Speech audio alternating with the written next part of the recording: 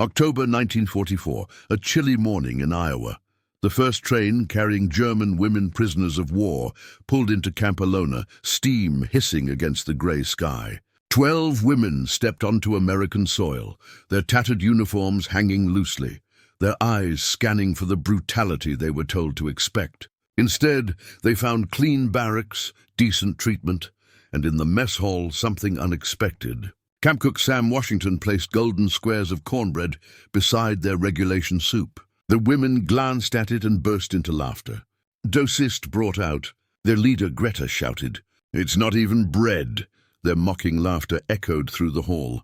Sam's face tightened with hurt. The guards tensed. What started as respectful treatment now seemed like an insult. But these women didn't realize they were mocking survival itself, food that had sustained entire communities. Soon they would discover that sometimes the very things we ridicule can become the things that save us. For more untold stories from history, hit that subscribe button and let me know in the comments where you're watching from. It's fascinating to see how far these stories spread. The October wind carried the scent of dying corn stalks as the train's whistle echoed across the Iowa countryside, its mournful call cutting through the morning stillness like a knife through silk. Margaret Sullivan stood at her office window, watching steam rise from the train's wheels as it came to a stop at Camp Alona's auxiliary platform. Her fingers traced the gold star pinned to her lapel, a mother's badge of sacrifice that still felt unfamiliar against her chest, even 3 months after the telegram about Tommy had arrived. The train cars stretched before her like a steel serpent, their olive drab paint chipped and weathered from the long journey from East Coast processing centers. Inside those metal walls were 12 German women, prisoners of war, the first of their kind held on American soil. Margaret had spent weeks preparing for this moment, studying the Geneva Convention protocols until her eyes ached, ensuring that every regulation would be followed to the letter. America would show the world that even in wartime, civilization could prevail. The first car door slid open with a shrill screech. A woman emerged, her grey auxiliary uniform wrinkled but pressed as straight as the situation allowed.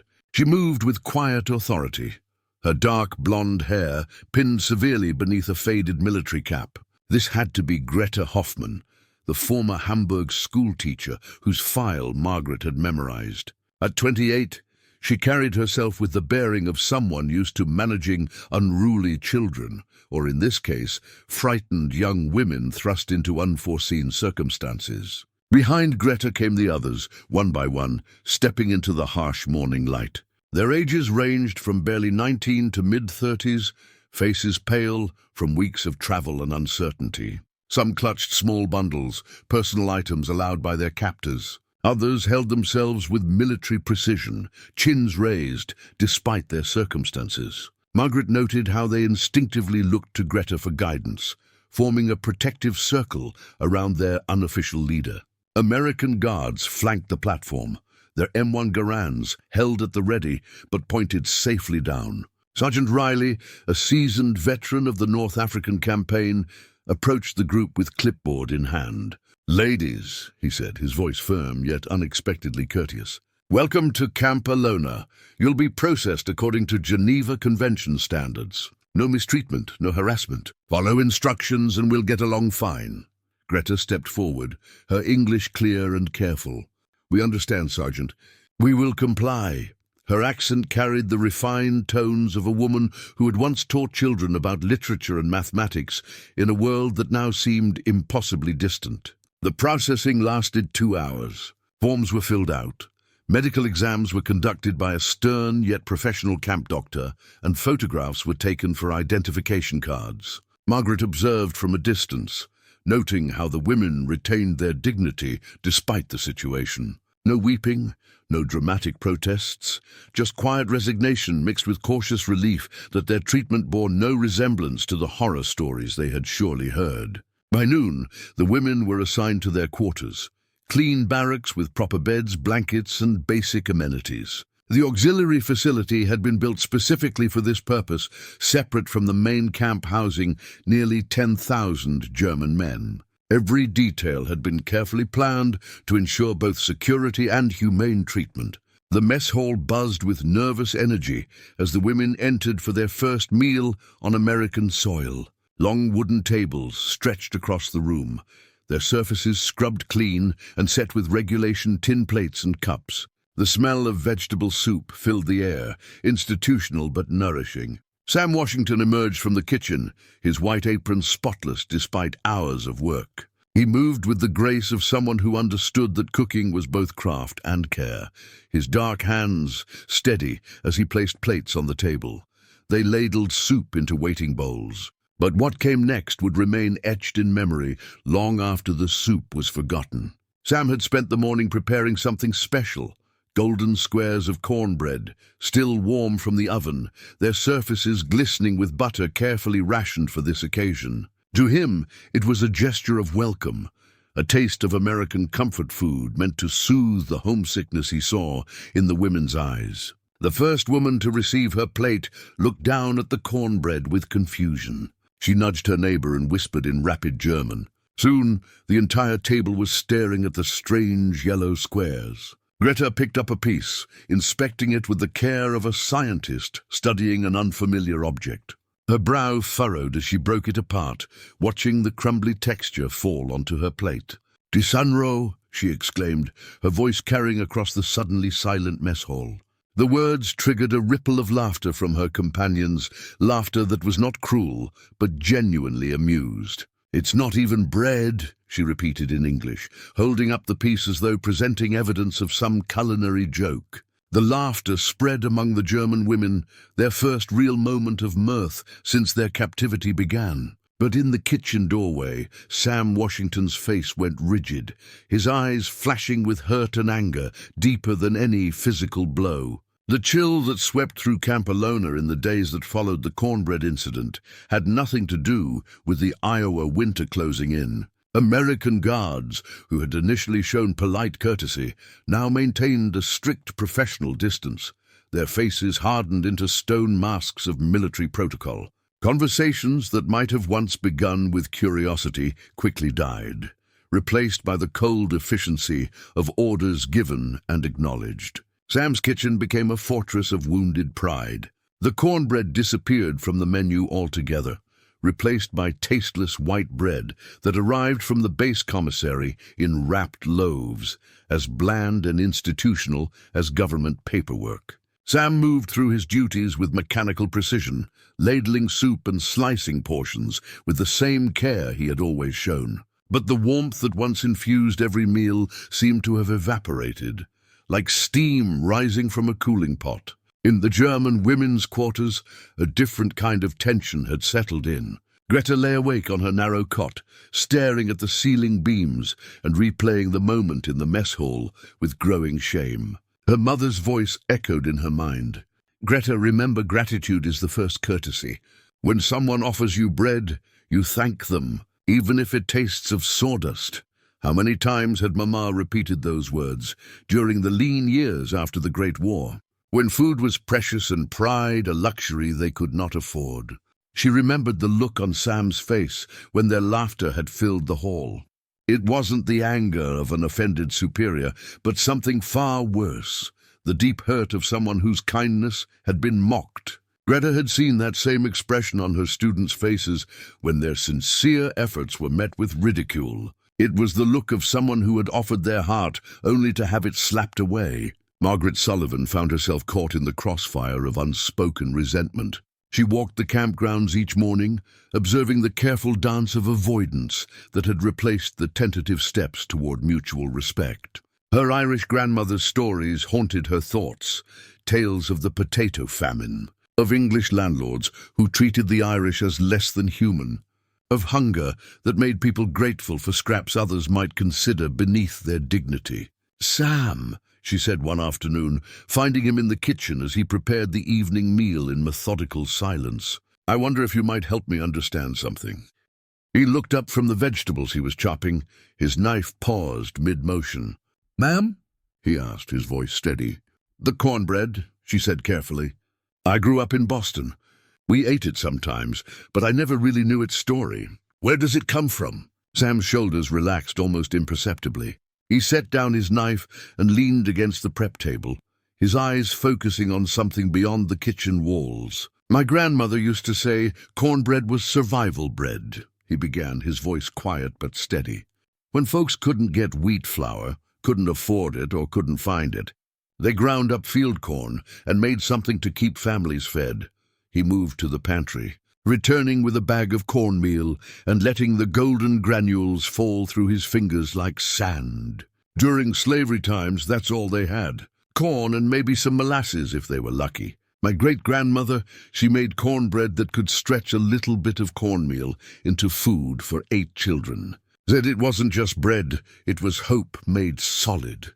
Margaret listened, understanding beginning to dawn. "And during the Depression, same thing," Sam nodded. "When the banks failed and jobs disappeared, cornbread kept the South from starving. Folks who'd never touched field corn before learned fast that it was either this or nothing. It's poor people's food, I suppose, but it's honest food. Food that doesn't pretend to be anything fancy. Just fills your belly and keeps you going for another day." In the women's quarters that evening, Greta gathered her fellow prisoners around her bunk. They spoke in hushed German, their voices heavy with shared regret. "I've been thinking," she began, "about what we did, about the laughter." Liesl Wagner, the youngest among them, shifted uncomfortably on her cot. "It just looks so strange, Greta, like cake but not cake, like bread but yellow." "Yes," Greta said, her voice thick with remorse. "But we laughed at something we didn't understand. We laughed at kindness." She paused, recalling her mother's lessons about Höflichkeit, politeness as a form of respect for others' humanity. In Hamburg, when the bombers came and we huddled in shelters with nothing but stale black bread, would we have laughed at someone offering us food, even if it seemed strange? The silence that followed was enough of an answer. The November air carried the cold promise of winter as Greta sat at one of the mess hall tables, surrounded by newspapers that Margaret had approved for their English lessons. The local news spread before her like a map of American life. Headlines about war bond drives, ads for victory gardens, and small-town stories painting a picture of a country she was still trying to understand. Her fellow prisoners gathered around her each afternoon. Now, their voices created a gentle hum as they practiced pronunciation and puzzled over unfamiliar idioms. "Listen to this," Greta said, pointing to an article about Iowa farmers donating excess corn to feed European refugees. "The farmers say corn is not just for animals here. It feeds people too. See how they use feed instead of nourish." She traced the words with her finger, her teaching instincts waking up after months of dormancy. The other women leaned in, grateful for the familiar rhythm of learning that reminded them of lives they once lived. From the kitchen, Sam watched these informal lessons with growing curiosity. He noticed how the women's English improved daily, how they began greeting the guards with carefully spoken good mornings and thank yous.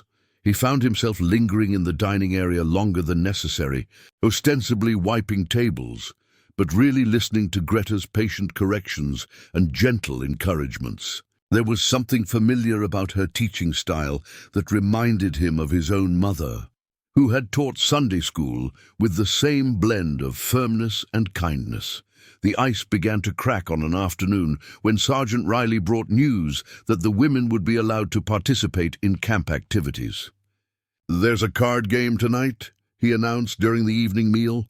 "Nothing fancy, just some of the off-duty guards playing poker. Mrs. Sullivan thought you ladies might want to learn some American games." Margaret had carefully planned this, remembering how her own immigrant parents had found acceptance through shared activities that crossed language barriers. She watched from the administrative office as guards and prisoners arranged themselves around a table. The initial awkwardness gave way to focused concentration on the cards. "This is a full house," explained Corporal James Mitchell, a farm boy from Nebraska, his gentle manner reminding Greta of her younger brother. He laid down his cards with patient precision. 3 of one kind, 2 of another. Liesl giggled as she struggled with the English names for the card combinations. Her laughter was infectious enough to draw smiles even from the most reserved guards. "Straight flush," she repeated carefully, her Bavarian accent making the words sound musical. Like a river flowing straight. The breakthrough came 3 days later when Lysel collapsed during morning roll call. Her face burned with fever, and her breathing came in shallow, gasping breaths that sent alarm through both the German women and their American captors. The camp doctor was summoned immediately, his professional concern overshadowing any thoughts of nationality as he examined the young woman's symptoms. "Influenza," he diagnosed, his voice thick with experience. "She needs rest, fluids, and close monitoring," he said. "The fever needs to break soon, or we could face complications." Sam heard the news in the kitchen as he prepared the evening meal. Without thinking, he found himself recalling his daughter Sarah's last bout with fever, how she had lain pale and listless in their small apartment in Montgomery until his grandmother's remedies had brought her relief. His hands moved with practiced certainty as he prepared something he hadn't made since leaving Alabama. Cornbread soaked in warm milk with honey, a comfort food that had soothed generations of sick children. He carried the bowl to the infirmary himself, his steps slowing as he neared Lysel's bedside. The young woman's eyes fluttered open at his approach, confusion evident in her fevered gaze. "Biddy," she whispered, the German word slipping out before she could catch it. "It's okay," Sam said softly, settling into the chair beside her cot. "I brought you something. My grandmother always said this could cure anything that ailed a child." He spooned a small portion of the cornbread soaked in milk, holding it carefully. "Just try a little bite." Lysel's eyes locked on the spoon, then on Sam's face. Something in his expression, the same worried gentleness any parent might show a sick child, made her open her mouth trustingly. The warm mixture slid down her throat like liquid comfort, sweet with honey and as soft as a mother's lullaby. For a moment silence filled the room, the world outside forgotten, the infirmary. Then Lysel's eyes brightened with something more than just fever. "Dank," she whispered, the word carrying more depth than its simple translation. She swallowed another spoonful, and for the first time since falling ill, she smiled. "It tastes like Hoffnung," she said, hope. From the doorway, Greta watched the exchange with growing understanding. This wasn't just a cook feeding a patient. This was one human being caring for another, with nationality and language fading in the face of pure compassion.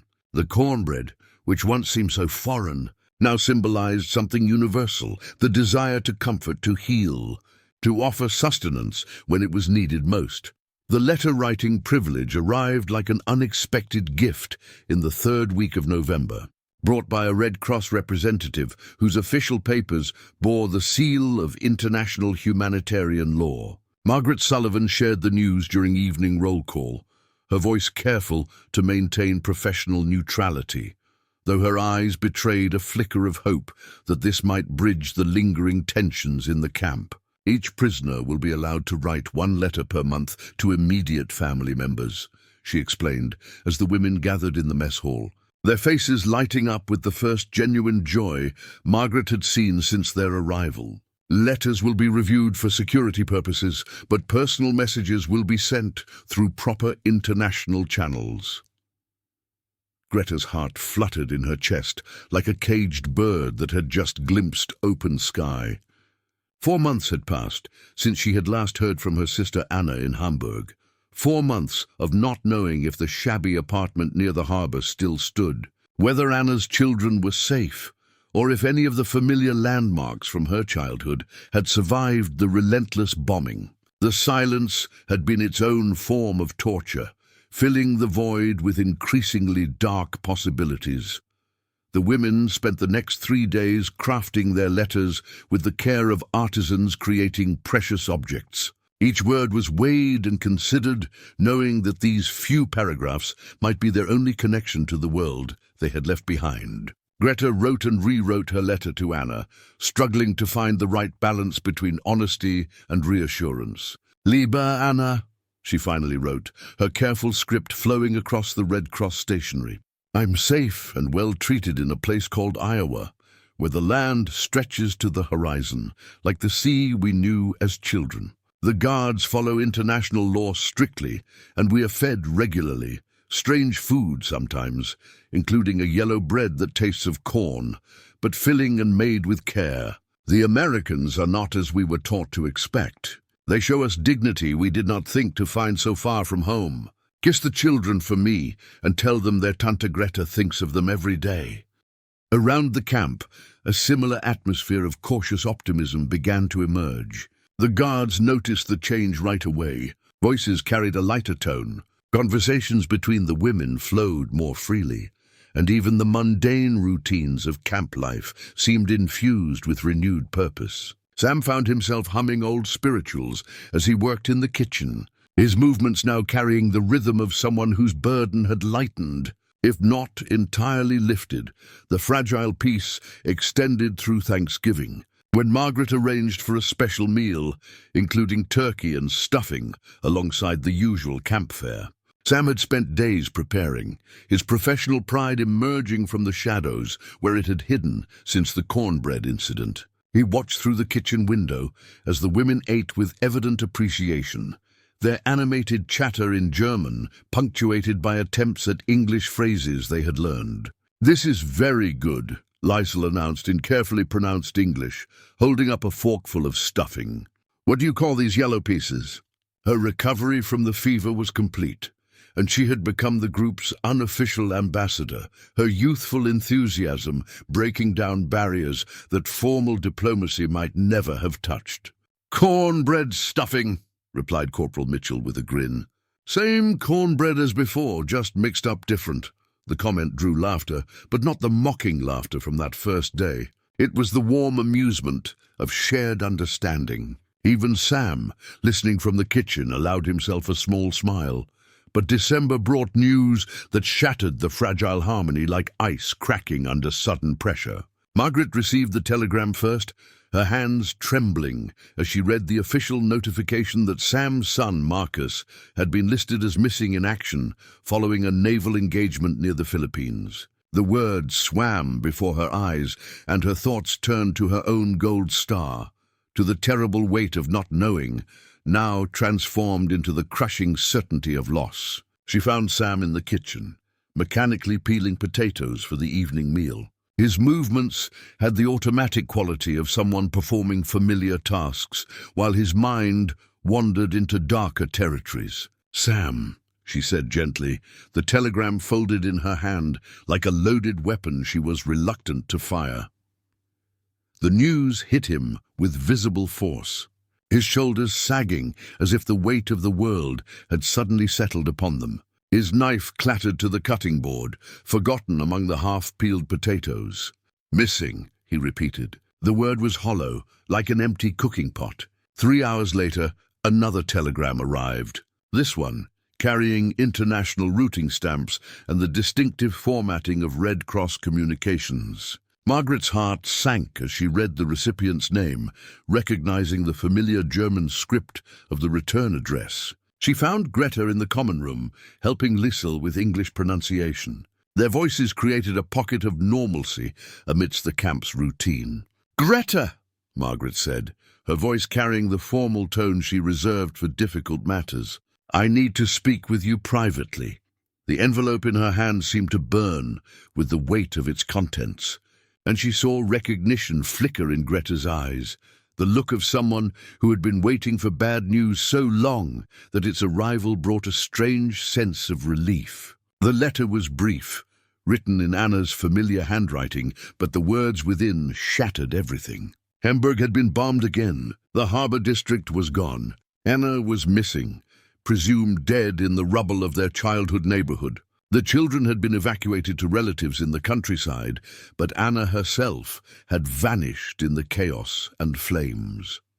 That night, two figures sat alone in separate rooms, united by grief. Sam stared at his untouched dinner plate, thinking of his son somewhere in the vast Pacific. Greta lay on her narrow cot, clutching Anna's final letter as tears silently soaked her pillow. The bridges they had begun to build seemed suddenly fragile as spiderwebs, threatened by the hurricane winds of loss that respected no boundaries of nationality or race. Grey December settled over Campalona like a heavy shroud, bringing with it a silence that muffled even the wind through the bare oak trees. The routines continued with mechanical precision: roll call at dawn, meals at prescribed hours, lights out at 2100.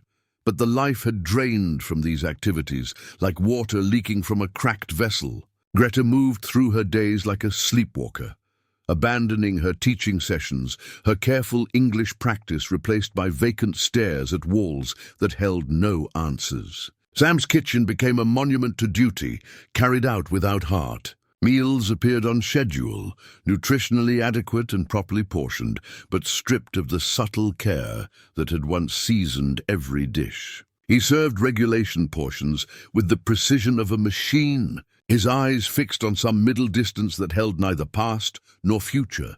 The guards noticed the change, whispering among themselves about the cook who had lost his spark, the German teacher who no longer taught, the administrative efficiency that masked a camp drowning in unspoken sorrow. Margaret walked her rounds each morning like a ghost, haunting familiar corridors. Her office remained immaculate, paperwork filed with military precision, but she avoided the mess hall where too many memories lingered of brighter days when hope had seemed possible. The gold star on her lapel had been joined by an invisible weight, the understanding that loss was a language spoken fluently by everyone within these walls. Regardless of the uniform they wore or the flag they once served, the first blizzard of winter struck on December 18th, arriving with the fury of nature unleashed. Wind howled across the Iowa plains like the voices of restless spirits, driving snow through every crack and crevice with relentless determination. By evening, the camp's aging heating system succumbed to the assault, pipes freezing and boilers failing until the buildings became little more than shelters against the storm's rage. Emergency protocols kicked in with military efficiency. All personnel and prisoners were moved to the mess hall, the largest heated space that remained functional. Improvised braziers were constructed from metal drums, their flames casting dancing shadows on the walls as guards and prisoners alike huddled together for warmth. Blankets appeared from supply stores, distributed without regard for nationality or status. Basic human need overridden the invisible barriers that had separated them. In this forced intimacy, the careful distances maintained for so long began to crumble. American guards shared coffee from their personal supplies. German women offered extra blankets to shivering soldiers. The artificial divisions of captor and captive seemed suddenly absurd when measured against the democratic threat of frostbite, which recognized no political allegiances. It was Liselle who broke the silence, her voice soft and tentative in the flickering light of the improvised fires. She began humming a melody that transcended language, notes that spoke of home and longing in any tongue. The tune was Stille Nacht, the carol born in Austria over a century before, and somehow now the musical embodiment of universal yearning for peace. Silent night. Holy night? Sam's voice joined hers without conscious thought. The English words flowed as naturally as breath. His bass tones provided a foundation for her soprano, creating harmony where moments before there had only been the wind's lament. All is calm. All is bright. Margaret's voice joined the growing chorus, followed by other guards who remembered Christmas carols from childhood Sunday schools and family gatherings. The German women contributed their own version, still holding the same melody, but with different words, all carrying the same hope. In that moment, the mess hall became a cathedral of shared humanity, voices rising above the storm's fury to proclaim something greater than their individual sorrows. As the song faded, Greta rose from her place near the improvised altar of warmth. She moved through the huddled group, her presence a quiet testament to the strength that could emerge even from the deepest of losses. Figures with intent, her steps purposeful, carried Greta toward the kitchen, where flour and cornmeal sat waiting in their bins, like potential yet to be realized. She paused at the threshold, casting a glance back at Sam, whose eyes had followed her every move. "Please," she said, her voice steady with careful pronunciation, "teach me to make bread." The words came out like a prayer, heavy with months of regret and the understanding that some hungers could only be filled by learning. Sam stood slowly, his joints stiff from the cold, but his heart warmed by a need greater than any fire. Together they entered the kitchen, their footsteps resonating in the stillness until Sam found matches and lit the gas burners. A soft golden light blossomed around them as he gathered the ingredients, his hands moving with the practiced ease of someone who had prepared thousands of meals infused with love. "First thing," he said, his voice soft like a father guiding a child, "is to understand what cornbread really is. It's not meant to be wheat bread. It's something different, born out of necessity and making do with what you have." He poured cornmeal into a bowl, letting her feel the gritty texture between her fingers. "My grandmother used to say, it's honest food. Doesn't try to be fancy. It just fills your belly and reminds you that surviving is its own kind of victory." Outside, the wind howled against the walls, relentless. But inside the kitchen, two people who had lost so much began the timeless act of creating sustenance from simple ingredients, their hands moving in unison to transform raw materials into something that might once again feel like comfort.